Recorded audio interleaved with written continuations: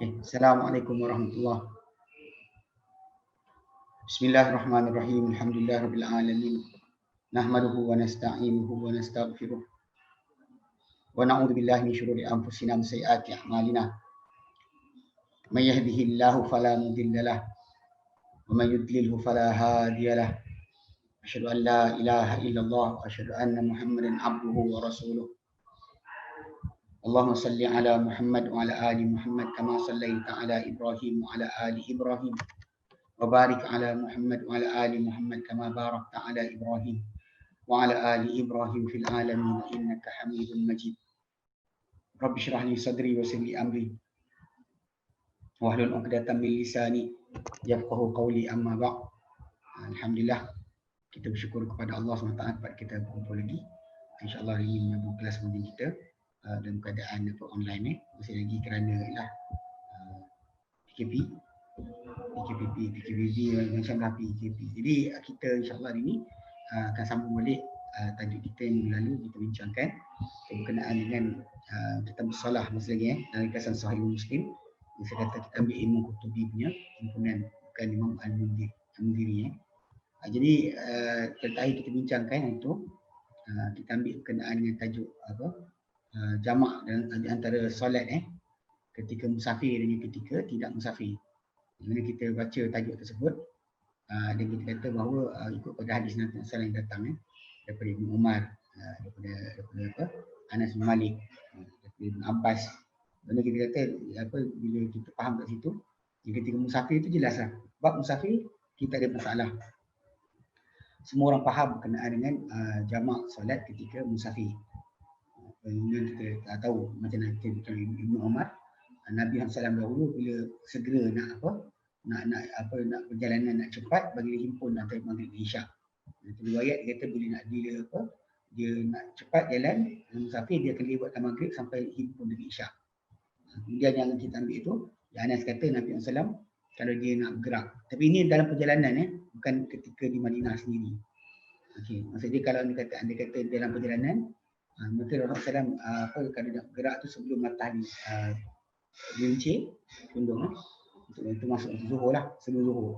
Bagaimana lewatkan zuhur sehingga waktu asar. Kemudian Nabi akan turun gabungkan di antara dua solat tersebut. Kemudian bila kalau dia kata ketika nak bergerak tu zuhur dah masuk kan, dah condong dah gelincir, maka Nabi SAW akan solat zuhur. Kemudian riwayat dia akan penunggang. Kalau di Madinah Nabi solat dulu, kalau tidak Nabi kalau berjalan Nabi kan jamak zuhur dan asar, kemudian kami akan jalan. Okey. Nanti riwayat riwayatkan zuhur waktu awal waktu asar. Cuma ini yang dihujah oleh sebahagian para ulama macam Imam Abu Hanifah yang kata dia melihat bahawa tajuk jamak ni sebenarnya tidak macam dipahami oleh menurut para ulama. Dia kata jamak ni tak boleh, dia kata. Dia ada pendapat dia tak lihat dibolehkan macam tu.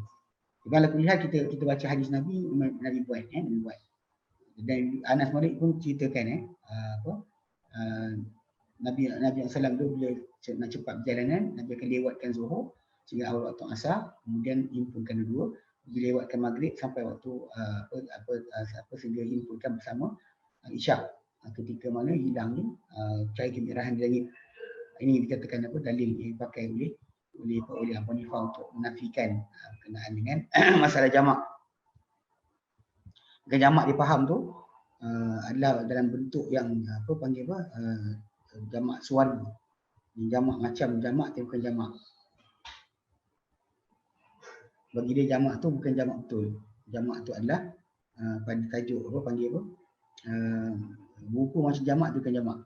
Buku macam jamak dia bukan jamak. Cuma waktu-waktu yang kita faham okey.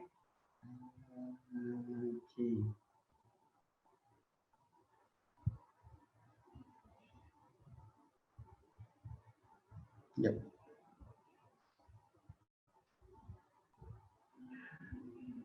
Ini betul.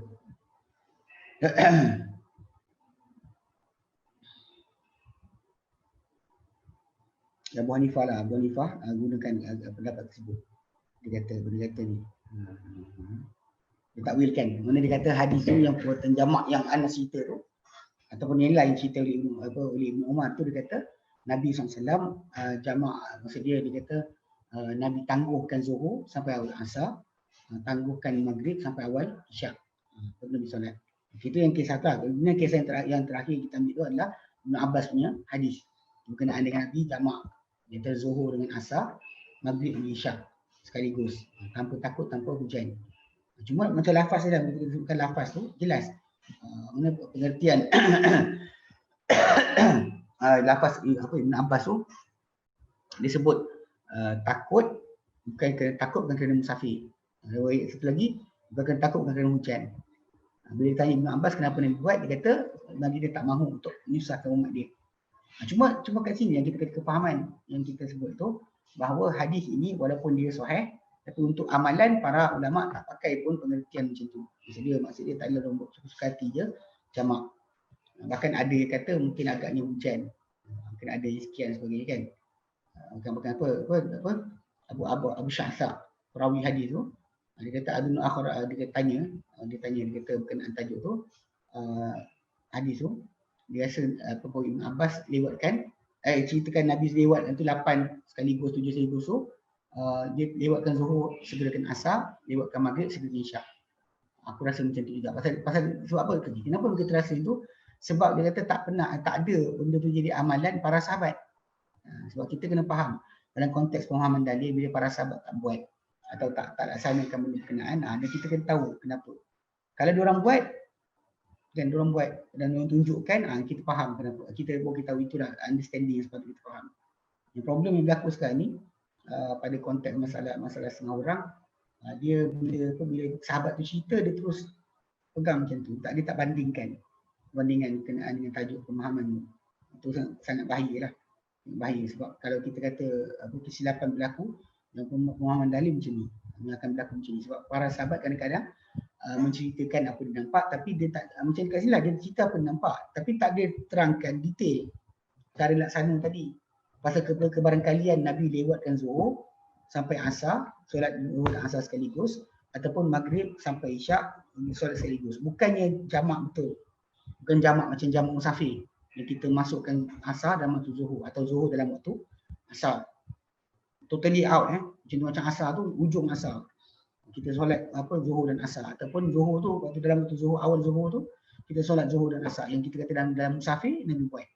Adapun ketika yang cerita Ibn Abbas ni, kita kata banyak orang baca sedemikian, tak baca ia macam maksud. So, kita tak boleh jadikan ini sebagai dalil bagi solat sunat, solat jamak kahwin kerana urusan perkahwinan, ataupun solat jamak kerana kesibukan lain tamu. Sebab Nabi sibuk lain tamu, tapi Nabi tak pernah lewatkan solat.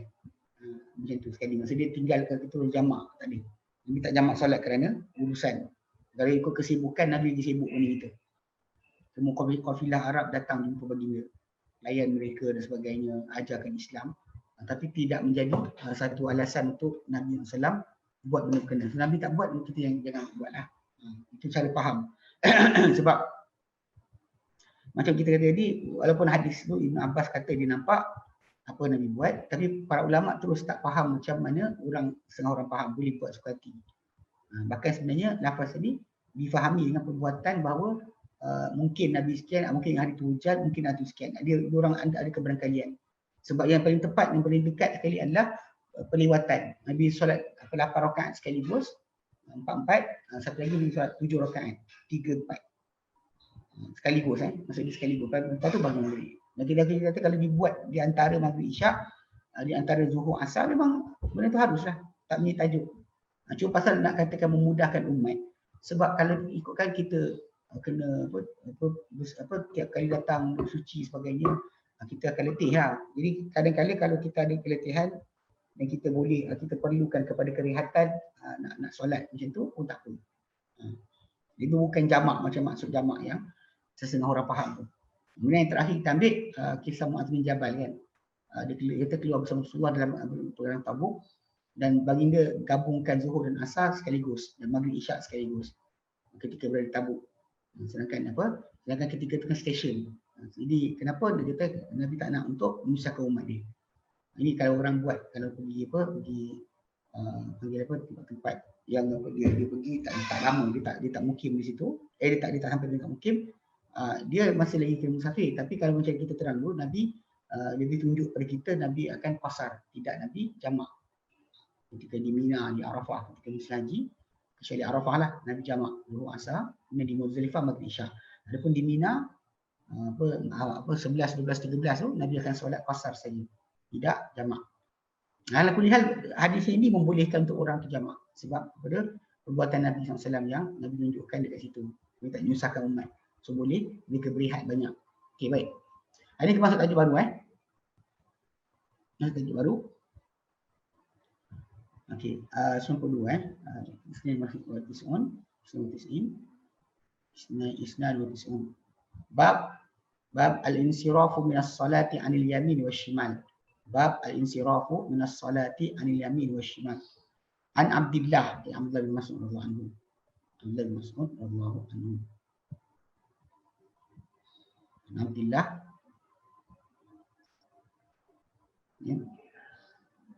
la yaj'alanna ahadukum lisyaitani min nafsihi juz'a.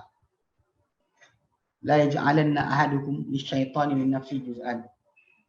La yara illa anna haqqan alaihi an la yansarifa illa an yaminihi. La yara illa anna haqqan alaihi an la yansarifa illa an yaminihi. Aktsaru ma ra'aitu Rasulullah SAW yansarifu an shimalihi. Mi'atain 97 Anis Suddi qala Sa'altu Anasan kaifa ansarifu idza sallaitu an yamini aw an yasari. Kaifa ansarifu idza sallaitu an yamini aw an yasari. Qala amma ana fa aktsaru ma ra'aitu Rasulullah SAW yansarifu an yaminihi. Wa al-Bara' bin Azib qala kunna idza sallayna khalfa Rasulillah SAW ahbabna an nakuna an yaminihi yukbilu alaina biwajhihi qala fasami'tuhu yaqul rabbi qini adzabaka yawma tab'atsu aw tajma'u ibadak. Rabbi qini adzabaka yawma tab'atsu aw tajma'u ibadak. Okey. Bab al-insiraf. Bab beralih. Maksud dia bila orang tu lepas solat, dia nak alih badan dia ke arah mana. Bab berkenaan dengan bila habis solat, selesai solat, mana patut seorang tu alihkan badan dia, ke kiri atau ke kanan.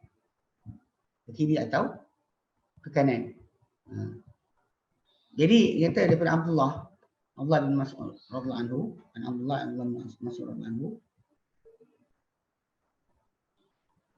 kata la yaj'alanna ahadukum lisyaitani min nafsihi juz'an. Janganlah menjadikan syaitan, janganlah menjadikan seorang kamu untuk syaitan dari dirinya sebarang bahagian. Janganlah menjadikan seorang kamu untuk syaitan dari dirinya sebarang bahagian. Ini contoh yang diberikan oleh Mas'ud di situ adalah la yara illa anna haqqan alaihi alla yansarifa illa an yamini. Yang dia tak lihat melainkan bahawa hak ke atas dia, mesti ke atas dia untuk tidak dia beralih kecuali daripada arah kanan dia. Arah kanan. Jadi dia solat, dia pusing ke arah kanan. Okey. Maka dia kata aksaru, yang banyak, ma ra'aitu, banyak yang aku lihat. Dia kata aksaru ma ra'aitu Rasulullah SAW yang salifu, banyaknya yang aku lihat Rasulullah SAW yang salifu an shimali, berpusing atau beralih daripada arah sebelah kiri dia. Okey. Wa Suddi daripada Suddi. Suddi kata, qala sa'altu Anasan, aku tanya pada Anas, iaitu Anas bin Malik radhiyallahu anhu, kaifa ansarifu idza sallaitu, macam mana aku nak beralih apabila aku telah solat, an yamini aw yasari, daripada ke arah kananku atau arah kiriku. Qala amma ana, adapun aku, kata Anas, dia kata fa aktsaru ma ra'aitu, yang paling banyak aku lihat Rasulullah SAW yang sarifu beralih an yaminihi, daripada arah kanan dia, daripada arah kanan dia. Wa al-Bara' dan Bara' bin Azib juga, kata al-Bara' bin Azib, qala, dia kata kunna idza sallaina, kami dahulu bila kami solat khalfa Rasulillah, di belakang Rasulullah SAW, ahbabna an nakuna an yaminihi, kami suka nak berada di belah kanan baginda SAW, yuqbilu alaina biwajhi, yang baginda akan menghadap kepada kami dengan wajah baginda.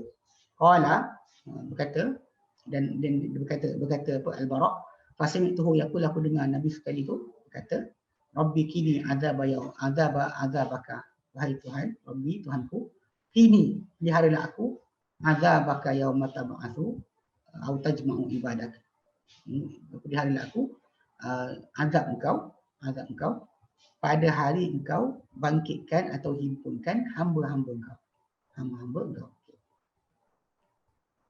Jadi hadis ni apa para menyatakan kita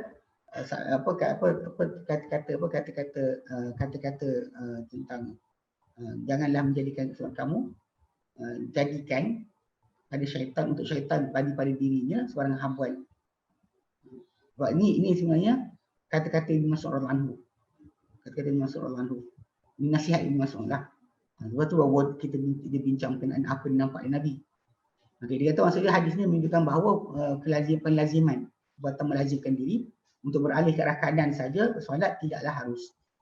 Dan bahawa janganlah untuk dia beralih daripada bahawa boleh untuk orang tersebut beralih kanan atau kiri. Jadi ini mazhab keseluruhan para ulama. Tapi dia kata tapi dengan banyak ni Hasan Al-Basri berpendapat, dia kata digalakkan untuk beralih sebelah kanan. Ini zahir pada hadis Anas lah, hadis Anas bin Malik. Dan apa diceritakan Ibn Mas'ud dan Anas dan dua hadis tadi menunjukkan bahawa Nabi SAW dahulu melakukan dua perkara tersebut sekaligus. Dua-dua Nabi buat. Ikut pada kisah Nabi buat. Cuma dia kata yang paling banyak. Mana paling banyak Nabi buat. Dia kata dan itu luas lah, maksud dia tak ada padanya satu sunnah yang dimestikan ikut arah tertentu. Dan kita melihat Ibn Mas'ud keadaan dia kata nampak Nabi SAW banyak beralih sebelah kiri. Dia nampak. Dan Anas kata nampak banyak sebelah kanan. Jadi maksudnya kalau kita panggil dua-dua tu nampak. Dan bila kita kata yang Ibn Mas'ud nampak pun kita nafikan, yang Anas nampak pun kita nafikan. Itu maksudnya benda tu luas, boleh diikut belahan pun. Tak ada. Tapi saya perasan ada separuh orang lepas solat kan, imam tu dia nak beralih, dia pusing kiri dulu, lepas tu dia pusing kanan pula.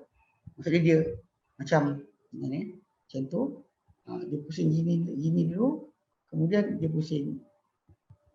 Macam mana tak? Saya tengok dia cara buat tu. Maksudnya dia macam ni. Mula tu dia duduk sini kan.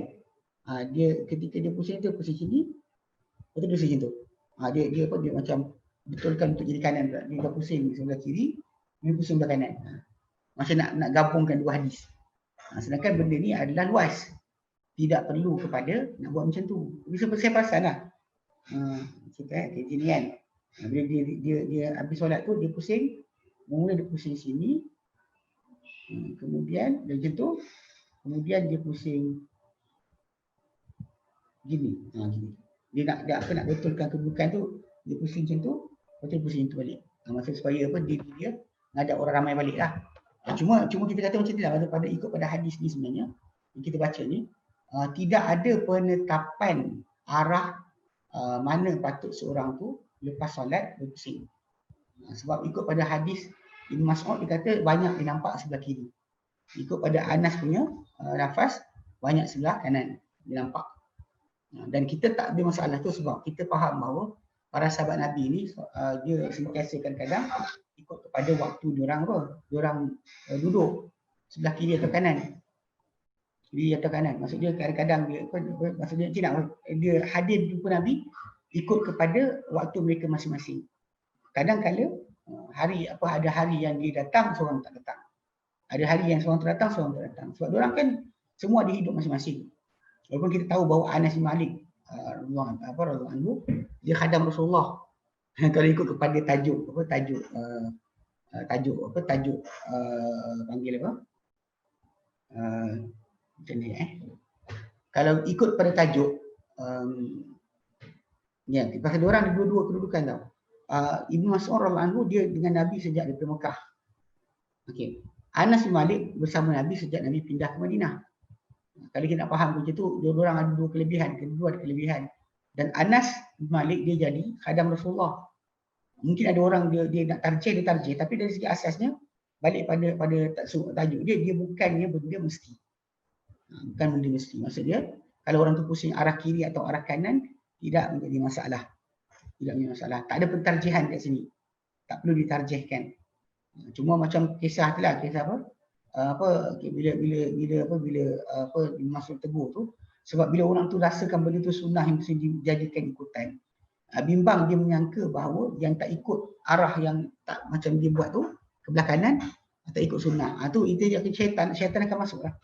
Syaitan akan masuk. Sebab apa tidak salah faham dalam masalah perbuatan tadi yang Nabi buat untuk keharusan, dia sangkakan benda itu adalah untuk pahala dan sunnah. Itu yang menjadi masalah ni. Kalau ikut ikutkan kepada masalah seniority ke, masalah lama duduk dengan Nabi ke, betul kita boleh tarjihkan. Tapi balik pada asal tidak menjadi tajuk kat situ kerana kedua-duanya datang. Balik pada ini ada luas lah. Ada masalah. Dan kemudian yang terakhir tu Al-Bara bin Azib kata, kami dahulu bila solat di belakang Rasulullah, kami solat belakang Rasulullah, kami suka untuk berada di sebelah kanan baginda sallallahu alaihi wasallam. Jadi sebelah sini lah Nabi solat, ada orang nak duduk sebelah kanan Nabi. Kanan Nabi lah. Sebelah kanan Nabi. Jadi kalau Nabi ngadap belakang kan, mana belah sini. Ini menghadap kiblat sebelah sini. Sebab dia kata apa?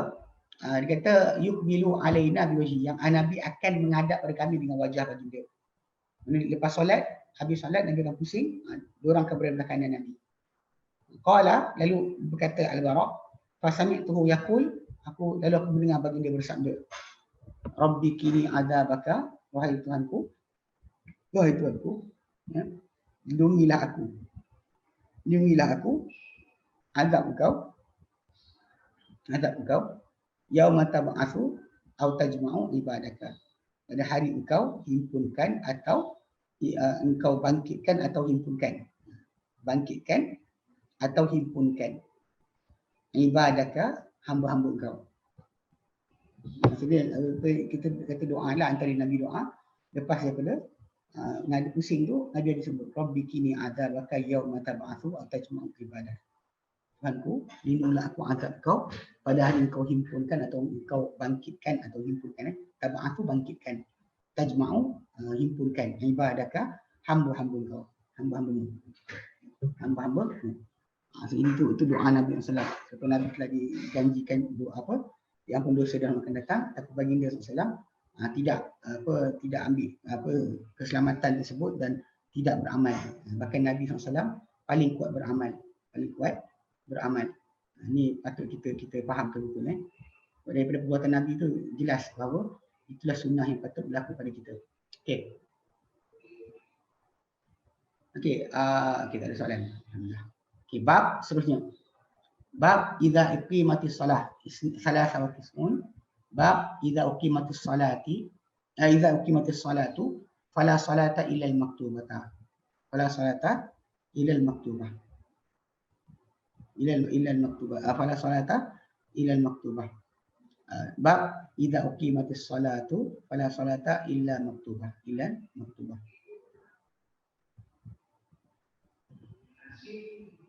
Illa al-maktubatu. Okey. 299 an Abi Hurairah radhiyallahu anhu an Nabi sallallahu alaihi wasallam qala idza uqimatis salatu fala salata illa al-maktubatu. Salatuni'ah an Abdullah ibn Malik bin Buhainah, an Abdullah bin Malik bin Buhainah qala uqimat salatus subhi, uqimat salatus subhi, fara'a Rasulullah sallallahu alaihi wasallam rajulan yusalli, fara'a Rasulullah sallallahu alaihi wasallam rajulan yusalli wal muadzinu yuqim faqala atusalli subha arba'an, atusalli subha arba'an, 300 wahid wa an Abdullah ibn Sarjis qala dakhala rajulun masjida wa Rasulullah sallallahu alaihi wasallam fi salatil ghadah, wa Rasulullah sallallahu alaihi wasallam fi salatil ghadah, fasalla rak'ataini fi jambil masjidi, thumma dakhala ma'a Rasulillah sallallahu alaihi wasallam, falamma sallama Rasulullah sallallahu alaihi wasallam qala ya fulan bi ayyi salataini a'datta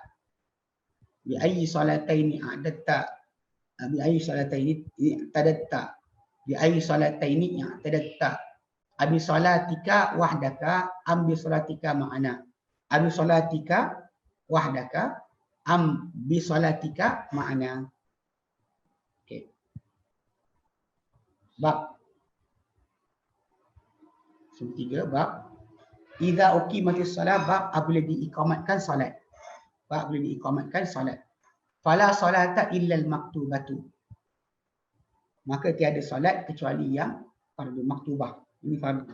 Dia salat fardu ni dipanggil lah dengan maktubah juga. Dalam Quran Karim pun kita tahu penggunaan kalimah katabah dengan maksud mewajibkan. Jadi maktubah yang diwajibkan lah. Yang diwajibkan. Allah Ta'ala kata apa? Kutiba alaikumus siyam tu diwajibkan, difardukan ke atas kamu puasa. Macam dengan maksud maktubah dengan maksud yang difardukan atau diwajibkan. So sering digelar solat maktubah, itu solat yang wajib atau difardukan. Okey. Dia kata an Abi Hurairah daripada Abu Hurairah anhu, daripada Abu Hurairah anhu, ani Nabi sallallahu alaihi wasallam, dari Nabi sallallahu alaihi wasallam, qala baginda bersabda, idza uqimatis salat, bila diiqamatkan salat. Diiqamatkan akan salat.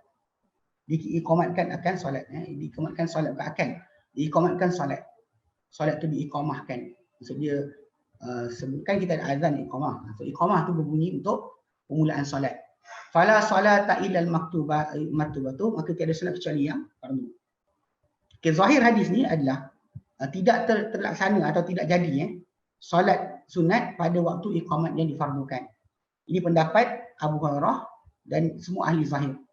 Dan mereka melihat bahawa diputuskan solat berkenaan apabila diiqamatkan ke atasnya ke atas orang tersebut solat fardu. Solat fardu diiqamatkan, dia tengah solat dia kena berhenti, putuskan. Dan diriwayatkan daripada Umar bin Khattab anhu bahawa dia dahulu akan dia pukul dia dahulu pukul ke atas solat rakaat ini sudah iqamat. Kalau ada orang solat lagi dia pukul. Dengan sebab orang tu solat ketika iqamat dah berbunyi, dia masih solat, Umar akan datang pukul dia. Okey, ini kita kata ialah perangai Umar satu, dan dia boleh buat sebab dia amirul mukminin. Kita ustaz yang buat pula. Kita imam masjid tak boleh buat. Kalau agung datang boleh buat. Agung datang boleh buat, atau agung tugaskan orang untuk sebat orang siapa yang sibuk solat di ketika itu dia boleh jalan. Alhamdulillah. Jadi itu pendapat pertama. Dan pendapat Malik dia kata bahawa apabila diiqamatkan untuk ke atas orang tu solat fardu dan dia solat nafilah, dan jika di kalangan orang yang dia solat dia ringan. Okey. Dia disempurnakanlah dengan umum Quran sahaja, dan dia buat dia buat dan tak putuskan solat. Dan kalau tak boleh, kalau dia kata memang dia rasa dia akan panjang dan sebagainya, maka dia putuskan. Dan jadi kata memang ada pendapat kata suruh teruskan, tapi dalam masa sama hadis ni tidak menggalakkan langsung. Okey. Jadi ada hadis ni kata bahawa siapa yang masuk untuk solat subuh contohnya, dan imam dalam solat dan tak solat sunat fajar, Dia tak boleh solat dan tak solatlah dia tak solatlah 2 rakaat fajar tadi. Ini pendapat jumhur para salafus soleh dengan para ulama, dan cuma mereka keluar mereka dia kata adakah patut dia keluar solat di luar. Tapi masalahnya hadis yang Nabi tadi yang terakhir kita baca ini, dia daripada Allah bin Sarjas tu, memang ada seorang tu dia solat dekat tepi masjid, di luar daripada masjid 2 rakaat sebelum masuk dalam masjid, sebab Nabi tengah solat dah. Jadi nak solat sunat juga, maka dia nak solat dekat tepi tu. Okey, jadi ahli ilmu macam pendapat dia kata tak boleh keluar. Ini pendapat ni dipegang oleh Ibn Mas'ud anhu. Tapi yang pendapat kata boleh keluar kat luar, sedangkan imam solat ini dikata kemudian masuk solat bersama imam. Ini kata Imam Syafi'i, Ahmad, Tabari, Ibnu Sirin, dan daripada Malik pun ada pendapat ni. Tapi masalahnya hadis yang lepas tu, sebab kita baca daripada apa dia kata daripada Abdul Malik, daripada Abdullah bin Malik bin Muhainah. Qala, beliau berkata, uqimat solat subuhi, didirikan solat subuh. Didirikan solat subuh. Lalu aku lihat Rasulullah SAW. Oh betul lah, akan didirikan akan tu. Pasal dia dia panggil bina majhul. So jadi akan lah. Didirikan akan solat subuh. Lalu aku lihat, lalu kita melihat fara'a Rasulullah SAW rajulan yusalli. Maka kita melihat Rasulullah SAW seorang lelaki solat. Wal muadzinu yuqim, sedangkan tukang azan sedang iqamat. Lepas tu Nabi kata pada lelaki tu, atusalli solat subha arba'an, kau nak solat subuh 4 rakaat ke? Kau tak solat subuh 4 rakaat ke? Dia tanya. Dan hadis terakhir tu daripada Allah bin Sarjis, qala, dia kata, dakhala rajulun, termasuk seorang lelaki, al-masjidah, masjid. Wa Rasulullah SAW fi salatil ghadah, Rasulullah dan solat subuh, solat pagi, subuh Fasalla rak'ataini fi janibil masjid. Maka dia solat 2 rakaat. Lelaki ni solat di luar masjid dan 2 rakaat. Tsumma dakhala ma'a Rasulillah. Kemudian dia masuk solat bersama Rasulullah SAW. Falamma sallama Rasulullah, lalu dia telah bagi salam Rasulullah SAW. Qala, dia kata, ya fulan, wahai fulan, bi ayyi salataini a'tadatta, dengan solat manakah, 2 solat manakah engkau kira, engkau ambil kira solat mana? Solat manakah yang engkau ambil kira? Okey. Dia kata, abi solatika wahdaka ambi solatika ma'ana. Adakah dengan engkau kira dengan solat engkau sendirian atau solat engkau bersama kami? Okey. Jadi maksud dia, kalau anda kata kita faham kat situ, okey. Bila dia buat benda berkenaan kan, dia solat ni kan. Dia perbuatan dia macam dia solat kat situ. Nabi dia banyak perkara lah. Pertama, dari kita belajar hadis ni, Nabi tahu apa dia buat. Dekat di tepi tu dalam keadaan Nabi solat. Ini pasal Nabi pernah kata kepada para sahabat, baginda SAW, baginda Nabi boleh melihat apa berlaku di belakang. Nabi pernah tegur soft, tak lurus dan sebagainya, tanpa menoleh. So, jadi kalau kita fahamkan kisah lelaki ni betul juga lah. Nabi tahu dia solat di luar. Wallahu alam, dan mungkin ada kata mungkin ada orang beritahu Nabi apa dia buat. Tapi yang jelasnya bahawa perbuatan lelaki tersebut ditegur oleh Nabi SAW. Dia kata, wahai fulan, dengan 2 solat manakah engkau bersiap sedia ataupun engkau ambil kira? Yang tadatta, dengan solat mana, 2 solat manakah engkau ambil kira? Okay, maksud dia yang engkau ambil kira mana satu? Dengan solat engkau bersendirian ke dengan solat engkau bersama kami? Memang dia solat dah bersama Nabi, tapi dalam masa yang sama Nabi SAW tegur dia juga. Pasal tajuk dia sepatutnya dia terus masuk bersama imam, bukannya duduk diam-diam dekat belakang. Pergi solat asing dan masuk bersama imam. Ini pada masalah solat fardu lah. Solat fardu. Terutama berlaku pada solat fardu. Sebab sepatutnya tak boleh tambahkan lebih dari itu. Macam zuhur pun gitu juga lah. Kalau kita masuk masjid, tengok imam tu, kita solat dulu dari masjid ke ataupun solat sebelum zuhur ke, itu benda tadi akan menjadi masalah. Sebab kita ada solution sebenarnya. Pada perkara ni, dalam hadis yang datang, kita memang boleh keluarkan solat sunat yang kita nak solat tu daripada waktunya. Macam bila Nabi pernah tegur seorang lelaki solat lepas subuh 2 rakaat. Nabi kata solatul ghadah atau solatul fajr atau solat subuh rakaatan 2 rakaat. Lalu dia kata, Rasulullah, ini aku tak sempat solat 2 rakaat fajar. Ini solat 2 rakaat apa fajar yang aku tak sempat. Maka Nabi SAW diam. Diam Nabi itu dianggap sebagai mengiyakan akan apa perbuatan dia. Kalau salah Nabi akan tegur. Dan bahkan Nabi sendiri SAW pernah keluarkan solat sunat lepas zuhur kepada lepas asar. Nabi buat lepas asar. Ini ada kita baca dulu kan kisah apa? Nabi solat, Ummu Salamah dia hantar hamba dia. So tanya Nabi tengah solat. Engkau terlarang kami solat, ni solat apa? Dan Nabi SAW bagi syarat suruh diam. Macam tu. Kemudian lepas solat Nabi kata, aku tadi disibukkan dengan orang datang, jadi aku tak sempat nak solat. Ini solat yang aku tak sempat tadi. Kata Nabi kepada mereka. So dengan jelas memang kita nampak kat situ ada berlaku dah panggil apa? Pelewatan penangguhan ibadat sunat tadi selepas waktunya. So kalau orang tu ada solat sunat dia tak sempat, boleh sempat buat lepas tu. Tapi untuk dia macam tadi kan meninggalkan jemaah atau tangguhkan jemaah dulu untuk dia solat sunat, itu tak kena. Itu tidak kena. So Nabi tegur mereka untuk perkara berkenaan. So terutama kes bila dah iqamat lah. Iqamat tadi dengan masalah lafaz iqamah tu Allahu Akbar, Allahu Akbar. Asyhadu an la ilaha illallah, asyhadu anna rasulullah yang solat fala qarqam solat itu ataupun pelaksanaan solat itu sendiri dipanggil iqamatus solah. Solat tu telah diiqamatkan, maksudnya dia telah didirikan. Imam dah bangun bersama makmum tengah solat. So kita masuk, kita kena follow terus. Bukan kita tangguhkan dulu ikut kepada nak solat sunat kemudian. Dan mungkin bahkan mungkin kerana kita rasa panjang. Sebab Nabi SAW macam kita baca itu tentang tempoh bacaan Nabi SAW ketika mana apa contoh macam solat zuhur kan. Solat zuhur tu Nabi solat, Nabi takbir. Para sahabat ada pergi qada hajat dan bersuci dekat Baqi'. Kan kita pasang kan kalau Nabi tempat masjid Nabi tu depan tu kan Baqi' kan. Diorang pergi qada hajat bersuci, datang balik Nabi tak rukuk lagi. Nabi tak rukuk lagi pun. Untuk rakaat pertama tu Nabi tak rukuk lagi. Dan subuh pun macam tu jugalah. Nabi akan baca panjang. Nabi akan baca panjang untuk sempatkan orang datang. Tapi panjang tadi bukan bermaksud jadi kita rasa Nabi akan baca panjang atau imam akan baca panjang. Kita solat sunat dulu baru kita solat subuh. Itu salah. Ini masalah dia. Ikut pada zahir hadis ni macam kita sebutkanlah. memang tak patut dibuat. Sebab kan larangan Nabi tadi jelas kan tak patut dibuat. Bahkan kita putuskan solat terus. Putuskan solat berkenaan. Sebab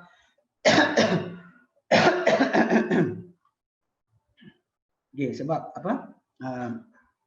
mengikuti sunnah tu lebih baik daripada kita mengejar pahala yang kita jangka, bukannya yang Nabi tetapkan. Sebab sunnah dekat situ ada. Dengan jelas Nabi SAW suruh ikut cara tersebut. So jangan bila iqamat kita masih lagi solat sunat. Bahkan boleh kita batalkan saja. Cara pembatalan solat tu kita keluar je lah. Tinggalkan dia. Tak perlu bagi salam pun. Tak perlu bagi salam. Macam kita buka puasa lah. Kalau puasa sunat, kita buka puasa bila masa ada. Macam tu juga solat sunat. Terutama sekarang ni ada sebab. Kalau tanpa sebab kita batalkan solat adalah haram. Batal solat tanpa sebab adalah haram. Tak boleh. Tapi batal solat dengan sebab, dia bukan perlu bagi salam. Batalkan je. Solat tu kita kena batalkan. Nah, itu asas yang kena faham betul kan. Yang maksudkan tu batalkan solat tu, batalkan solat lah. Membatalkan solat. Okey, batalkan solat, keluar je. Tengah tu bangun. Tak perlu kita nak kena bagi salam dulu sebagainya. Ya, sebab sebaik saja dah iqamat tu berkumandang, kita nak batalkan solat, niat kita tu cukup batalkan solat. Niat keluar solat tu dah mengeluarkan dari solat. Sebab macam para ulama sebut berkenaan dengan niat kita untuk solat atau puasa kena berterusan dari mula sampai habis ibadat. Kalau tengah-tengah ibadat tu kita ada keraguan nak berhenti, maka keraguan kita itu menyebabkan solat itu batal. Dia tak boleh. Niat nak keluar solat itu dah keluar. Dia nak keluar dah, keluar dah. Nak keluar dah. Dia tak ada. Sebab tu kalau ada terlintas maka dikira solat telah batal. Jadi dengan sebab itu tak perlu pembatalan solat tadi dengan kita bagi salam. batalkan saja, mana keluar. Itu kaedah dia. Okay, baik. Sekejap. Ada soalan tak?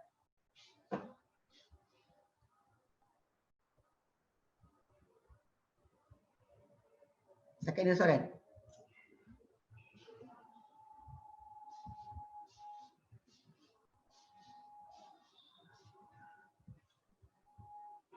Tak ada Ustaz. Tak ada? Tak ada. Oh, sekejap. Berapa orang manusia? Sekejap. Dia kan macam malah, macam apa? Malah saya belajar. Sekejap. Okay. Tak ada Okay, jadi tapi kalau yang faham kata ni okey, dia daripada hadis ni kita faham telah. Dia memang kita kata, tapi dari segi masalah pendapat kata suruh habiskan solat tu ada. Cuma tak kuat. Dari segi masalah dalil tidak kuat. Sebab Nabi tegur tu, Nabi larang tu ataupun Nabi tak benarkan tu, maksud dia macam para ulama katakan solat tadi tak terjalan lah. Jadi solat kecuali yang fardu saja. Okey. Ustaz, saya nak tanya boleh Ustaz? Sila. Apa tu, saya pernah dengar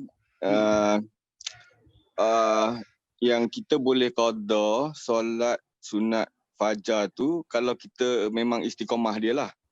Terus? Jadi saya cuma nak tahu orang yang dah berapa lama buat tu yang kita boleh consider dia dah memang istiqamah tu. Dia kalau dia seminggu pun nak dah. Lebih 3 hari pun dah okey. Cuma jangan syarat memang dia nak berjalan sentiasa lah. Bukan hari tu je dia buat. Memang niat dia memang nak istiqamah lah maknanya. Niat istiqamah. Niat dia memang nak jaga solat sunat fajar tadi. Jadi kalau kita ikutkan pada sudut lah, pada sudut masalah ni, kalau kita macam kita baca tentang Nabi SAW terlewat bangun subuh, yang Nabi actually solat sunat fajar dulu. Dia baru solat subuh. Sebenarnya ikut pada hadis yang kita baca itu, kita boleh tengok balik video yang lalu. Kita memang Nabi solat solat sunat dulu baru Nabi solat fajar. Baru solat subuh. Walaupun lewat. Cuma bila yang Nabi SAW tegur lelaki tu yang buat itu, patut Nabi iakan. Nabi iakan tu menyebabkan bahawa perbuatan tadi tidak salah. Itu je. Kita boleh buat, tapi bukan menjadi amalan lah. Bukan menjadi amalan. Kalau sekali tak apa. Okey. Ini soalan lain tak?